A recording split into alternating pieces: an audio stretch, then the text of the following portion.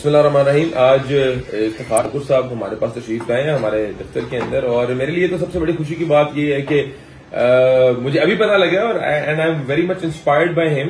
یہ حافظ قرآن ہے، اور میں نے پھر ان سے ریکویسٹ کی ہے کہ کوئی 2 آیتیں ہمیں سنائیں اور کوئی 2 آیتیں ہم سے سنیں.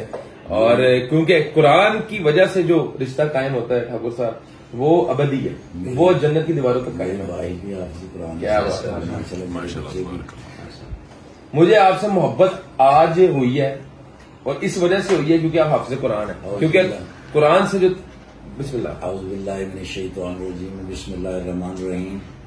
پورا قرآن جو ہے نا جی، یہ بکلیٹ ہے ہر انسان کے لیے. سکسیس کی ہم کوئی بھی چیز خریدتے ہیں نا جی، تو اس کے ساتھ ایک بکلیٹ آتی ہے، مینول آتا ہے. اس میں نا لکھا ہوتا ہے کہ اگر اس میں کوئی پرابلم ہو جائے، کوئی گڑبڑ ہو جائے، کوئی خرابی پیدا ہو جائے، تو آپ اس بکلیٹ کو کھولیں، اس میں دیکھیں اور اس کی خرابی کو ٹھیک کر لیں.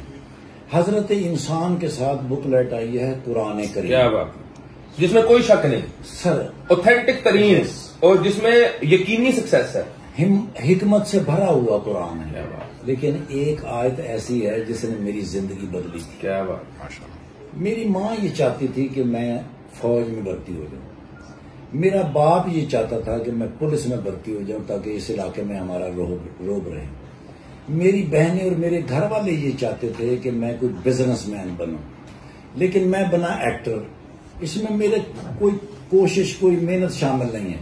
لیکن کیا ہے کہ قرآن کی ایک آیت ہے، بسم اللہ الرحمن الرحیم، واللہ غالب علی امرہ، ہر امر پر اللہ کا حکم غالب ہے، اور ولکن اکثر الناس لا یعلمون، اور اکثر یہ بات لوگ جانتے ہی نہیں. ہر بندہ کسی نہ کسی حوالے سے یہ کہہ دیتا ہے کہ یہ میں نے کیا تھا، وہ میں کر لوں گا، میں وہاں نہ ہوتا تو وہ ہوتا ہی نہ. یہ جو میں ہے نا جی، یہ بکریوں کی زبان ہے، جانوروں کی زبان ہے. میں کچھ بھی نہیں ہوتا. کوئی انسان کسی کے لیے کچھ نہیں کر سکتا سوائے اللہ کے. جو بات آپ اللہ کو گواہ بنا کر اللہ کی طرف سے کر کے چلیں گے، اس میں کامیابی ہوگی. کیونکہ غیر اللہ کوئی آپ کا کچھ نہیں کر سکتا، چاہے وہ ارب پتی ہو، کروڑ پتی ہو، وہ بادشاہ ہو، وہ پولیس انسپیکٹر ہو، وہ فوج کا کمانڈر ہو. کسی کے اختیار میں کچھ نہیں ہے سوائے میرے اللہ اور اس کے رسول کی محبت کے اندر. اگر کوئی بھی کام کسی دوسرے بھائی کے لیے کرنے جا رہے ہیں تو اللہ اور اللہ کا رسول آپ کا مددگار ہو سکتا ہے. سو سب کچھ اللہ کے اختیار میں ہے. واللہ غالب علی امرہ ولکن اکثر الناس لا یعلمون.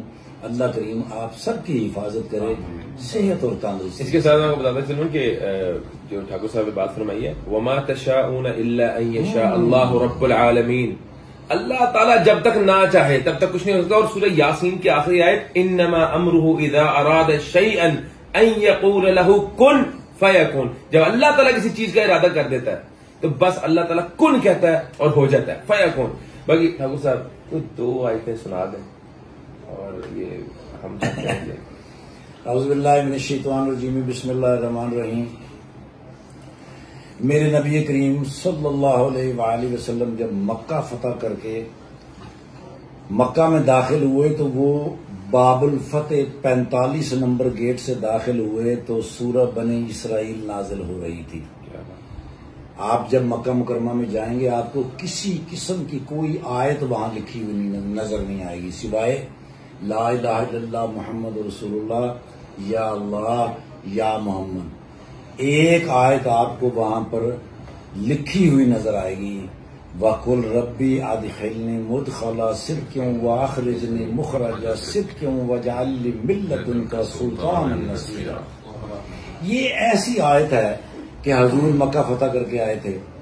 سامنے وہ بندہ کھڑا تھا شیبی، جس نے میرے حضور اکرم صلی اللہ علیہ وآلہ وسلم کو باب البلال سے پش کیا تھا. پسینے سے شرابور، پریشان، برا حال کہ اب میرا کیا ہوگا. حضور آ گئے ہیں.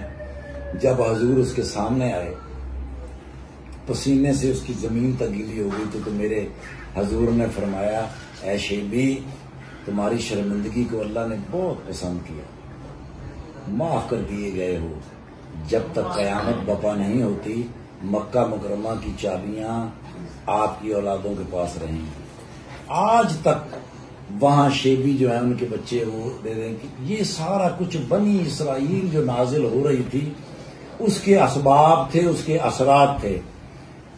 جب بھی آپ مکہ مکرمہ میں جائیں یہ آیت آپ ضرور پڑھا کریں، کیونکہ میرے حضور کے اوپر یہ نازل ہوئی ہے، اور جو شخص اپنی زندگی میں اس کا معمول بنا لے گا وہ کبھی ناکام نہیں ہو سکتا۔ باقی ڈاکٹر صاحب آپ سے بھی ریکویسٹ ہے، دعائیں آپ بھی سنا دیں پلیز۔ میں جو ٹھاکر صاحب نے بتائی ہے آیت وہی پڑھ لیتا ہوں۔ وقل رب ادخلني مدخل صدق وأخرجني مخرج صدق واجعل لي من لدنك سلطانا نصيرا وقل جاء الحق وزهق الباطل إن الباطل كان زهوقا وننزل من القرآن ما هو شفاء ورحمة للمؤمنين ولا يزيد الظالمين إلا خسارا۔ وَنُنَزِّلُ مِنَ الْقُرْآنِ مَا هُوَ شِفَاءٌ وَرَحْمَةٌ لِلْمُؤْمِنِينَ، یہ قرآن نازل کیا ہے، شفا بھی ہے رحمت بھی ہے، کن کے لیے؟ مومنوں کے لیے۔ اسی بات سے اجازت چاہیں گے، اللہ تعالیٰ کا حامی ناصر۔ اور اب ٹھاکر صاحب کے ساتھ تو ہمارا رشتہ جو ہے وہ جڑ چکا ہے، اور وہ جڑا کیوں ہے؟ وہ اس کتاب کی وجہ سے جڑا ہے۔ نہ مجھے ٹھاکر صاحب سے کوئی مفاد ہے، نہ کوئی غرض ہے، نہ ٹھاکر صاحب کو ہم سے کوئی غرض ہے۔ ہماری محبت کا پیمانہ جو ہے وہ صرف اور صرف قرآن مجید ہے، اور انشاءاللہ ہمیں ہماری اللہ سے دعا ہے کہ ہمارے دلوں میں اہل قرآن کے لیے محبت کو قائم و دائم رکھ پیدا کر، اور ہم قرآن کی خدمت کرتے رہیں اور اس کتاب کے اوپر عمل بھی کرتے رہیں، اس کو پڑھتے بھی رہیں۔ اور اجازت چاہوں گا، اللہ کا حامی ناصر۔ Thank you.